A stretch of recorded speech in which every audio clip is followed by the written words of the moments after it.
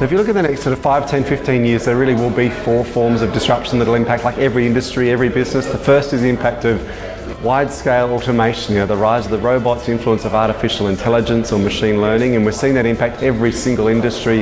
In some ways in a really exciting way, we're seeing that it's automating processes, but in some cases it's disrupting entire business models and revenue structures too. So the first one is around automation. Second form of disruption is the empowered marketplace, the fact that the customer has more information, more options than ever before, and the last thing we can do, even for a nanosecond, is take them for granted.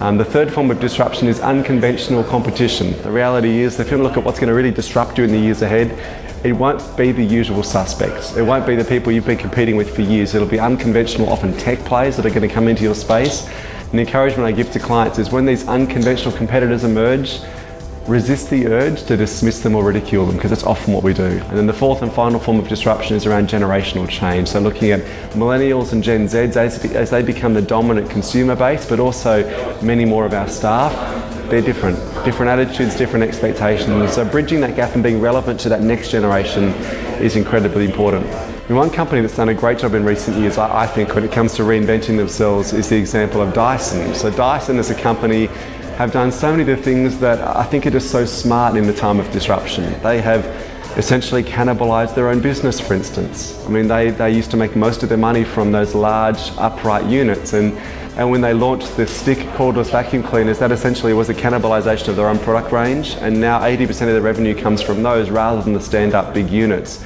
That was a really bold move, but a necessary move. And what I love about Dyson too is they've built this beautiful culture where they foster risk-taking and creativity and innovation in a really genuine way, and I think that's so important for any organisation. Change the course of your career today. Registration is now open.